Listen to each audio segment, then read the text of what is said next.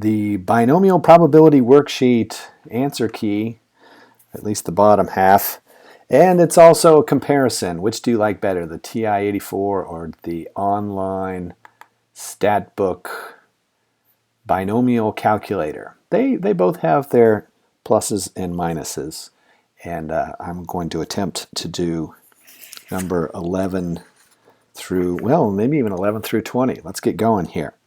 Manufacturing sector contributes 17% of gross. That is a distractor. We don't care about 17%. We do care that they're ordering 50 components, 99% defect free. All the questions are about defects, so we're going to change that 99 into a 1%.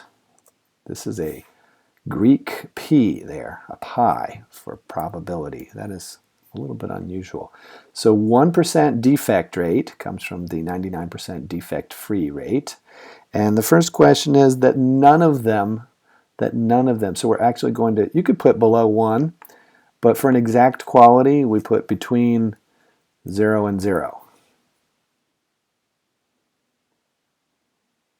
And the probability of that is actually pretty high. Look at our graph here.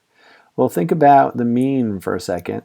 N times P here is 0.5, so we are expecting 0 or 1 defects. Maybe 2, 3 if you're really unlucky out of every batch of 50. And then out of a batch of 50, it would be very, very rare to get 4, 5, 6, 7, 8, 9, or 10. What's that look like over here? Well, really, you don't need to use the binomial function when it's 0. We could just take the probability of getting one that's defect-free, right? We're looking for no defective parts. The second one would also be 99%, so we're doing the first one and the second one and the third, and means multiplication. We're just going to raise 99% to the 50th power and get that same number. This shows you, that the binomial formula is the multiplication rule, just taking into account all the different permutations of certain possibilities. There is only one permutation for getting 50 defect-free, 50 out of 50. There's not a second way to get that, so that's why that's so simplified. Speaking of simplified, the next part B, is at least 1, which is the complement. At least 1 means you don't have 0. You have 1, 2, 3, or 4, etc. So we can just take 1 minus this number up here, and boom, you're done. What would we do over here? Well, we would say that we have above 0, and that works too, right? Same answer, 39.5. So you don't really need the binomial formula for either A or B, but then when you get away from 0 and its complement, then we need to know those permutations. Well, we're not calculating them, but the calculator is calculating them. So at least 2. Over here on the left, we are going to use the CDF function. It's going to add the probability of 0 and 1, and then we're going to need to take the complement. Wow, I just chose the wrong thing. Let's try that again. I did not ask for Poisson. Maybe I should use the B key. Oh, that'd probably work on my computer keyboard. So it's still 50 trials. It's still 1% defect rate. And what is the probability that we would get 0 or 1? So we're going to stop adding at 1. It's that, and then we take the complement of that number, and we get 0.894. Over here, we would ask ourselves, wait, I thought I already did this problem. No, I didn't. Above 1. There we go. Above 1. Now I know what I'm doing. There we go. Same answer. And just like that, 11's done. Now we're cracking eggs. Well, we're opening a carton of 24 eggs, and we're hoping not to find any. Okay, and there's the probability distribution. I do like this one on the right so we can look at the whole distribution. Does this make sense? If you multiply these numbers, you get 0.72. So our mean is somewhere between 0 and 1, and sure enough, those are the two most expected values. When you open up that, you don't expect to see, okay, maybe one cracked egg. 2 has about a 13% chance there, and you're really unlucky if you get 3 or 4 cracked eggs in a carton of 24. Then it trails off to minuscule. There are probabilities down here, but they're way below a 10,000th of a percent, or whatever, a 10,000th, or maybe even a 10,000th of a percent. So let's see what the first question is. None of your eggs are cracked. That's that same deal. We could just use the multiplication rule. So first egg I check, 97% chance that it's not cracked. So this is the probability that it's not cracked. And I just keep checking those eggs one after another until I've done it 24 times. Oh, and the probability that I have 0 cracked eggs, actually kind of low. So this is this answer right here. And what do you know? They have the same number. Remember, for an exact value on this calculator, we're doing this strange thing between 0 and 0. Why do they have to do it that way? Probably this programming is set up for continuous data as well, and then that would make sense. And in continuous data, we never say an exact value. It's always a range or an inequality. So at least 1, same trick as last time. 1 minus that number. And there we have it. Do I need to do it on the right? I don't think so. Exactly 2. So this is a little bit different. We're going to use CDF.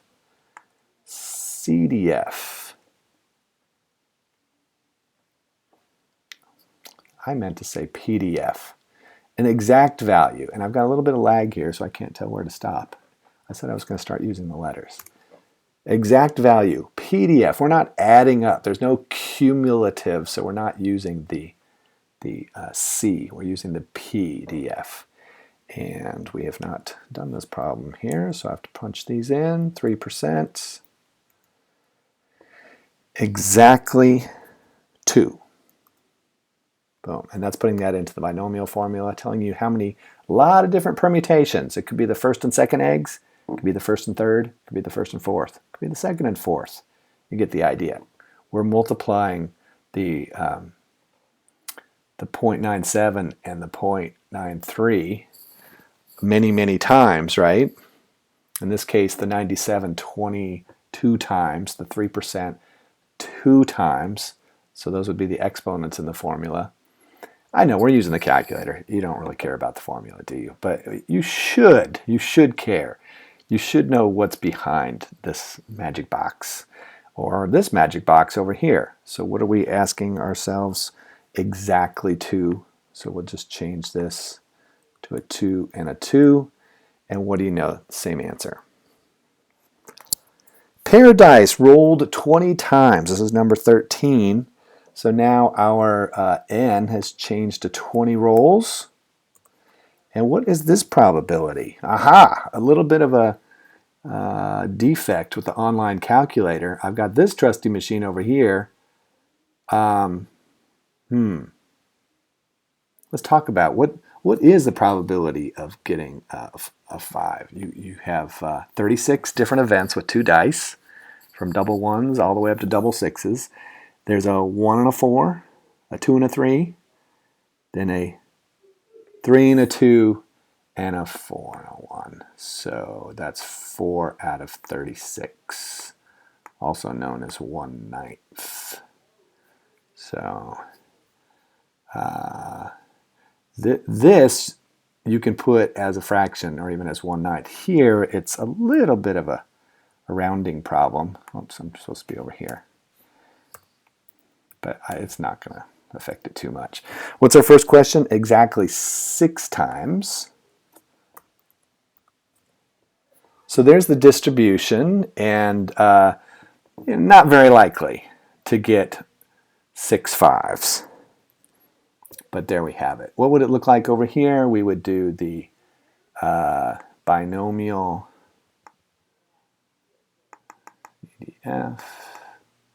PDF. We put in our 20.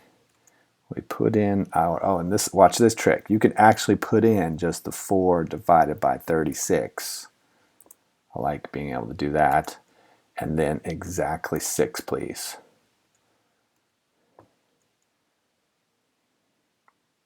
Same answer. Wait a minute. Same answer? Not the same answer. What's happened here? Did I say that's 1/9? That's exactly 6. Oh, who put the 0.111? What the Sam Hill's going on here? Somehow my answer has been multiplied by 0.11. I did not ask it to do that. Come on, man, this is an educational video.